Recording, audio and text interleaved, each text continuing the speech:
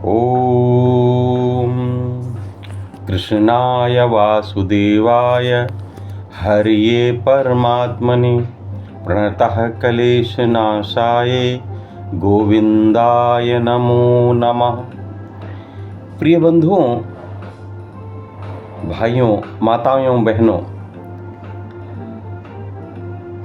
बड़ा सुंदर और दिव्य भगवान श्री कृष्ण की लीला में से एक जो आज हम आपके सामने वर्णन करना चाह रहे हैं वह ये है कि आप सभी जानते हैं भगवान श्री कृष्ण को द्वारिकाधीश कहा जाता है। देखिए, उनका नाम जगदीश भी है, ईश्वर तो है ही है। श्री कृष्ण जी सबके योगेश्वर भी हैं, गुरुओं के गुरु हैं, भगवान शिव के भी पूज्य हैं। किंतु क्या कभी आपने सोचा कि यदि राजा होता है तो नरेश नरधनीश, महेश देखिए लिखा गया महाधनीश, ईश्वर, लेकिन अधीश क्यों लगाया गया?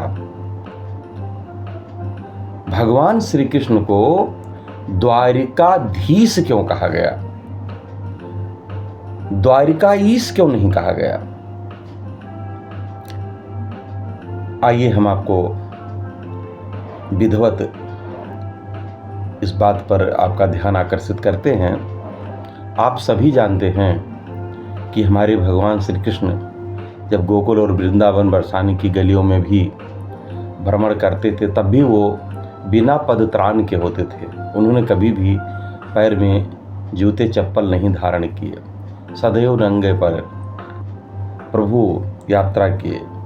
उन्होंने जो भी कार्य किया उसका जो है क्रेडिट स्वयं कभी नहीं लिया भैया, चाहे जो हो। कंस मारने से लेकर या यूं कह लीजिए द्वारिका पर राज तक वो सदैव कभी भी अपना नाम आगे नहीं रखे। अब बात आई कि उनको द्वारिकाधीश कहते क्यों हैं? तो देखिए भैया, आप बताइए कि द्वारिका का राजा कौन था? मान्यवर श्रीमान बताइए, द्वारिका का वास्तविक राजा कौन था? आधिकारिक राजा कौन था? चलिए मैं ही बताता हूं। वहां भी उग्रसेन जी ही राज करते थे। यह ठीक है कि उन्होंने द्वारिका को एक मंडल की तरह, एक दीप की तरह, एक बहुत बड़े वर्चस्वशाली राज्य स्थापित करके लोगों को अपने अधीन करके रखा था। लेकिन राजा जो था भैया, वह बंधुओं उग्रसेन जी थे। हमारे यशोदा नंदन, देवकी नंदन भगवान वासुदेव श्री कृष्ण ने कभी भी मुकुट धारण करके, साफा बांधा, पगड़ी बांधी, मुकुट धारण करके राज्य नहीं किया भैया। वे द्वारिका के राज्य का संचालन करते थे, विधिवत एडमिनिस्ट्रेशन देखते थे।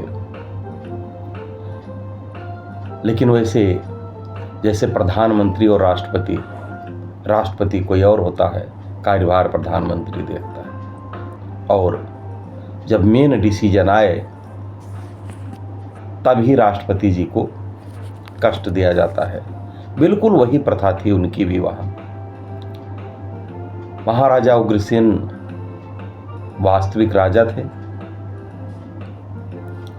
और भगवान श्री कृष्ण उस राज्य के आधे से ज़्यादा अधिकार को, एडमिनिस्ट्रेशन को, मिनिस्ट्री को, मंत्रालय को अपने हाथ में रखते थे।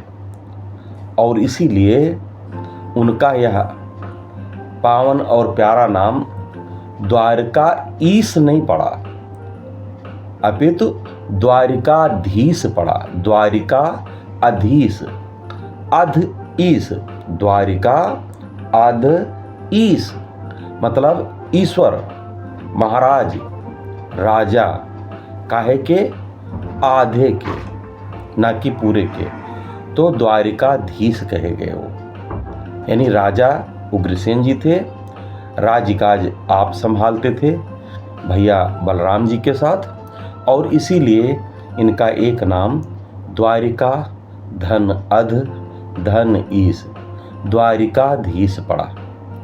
तो मुझे विश्वास है कि आपको यह जानकारी अच्छी लगी होगी, और यदि अच्छी लगी है तो अपना आशीर्वाद बनाए रखिएगा।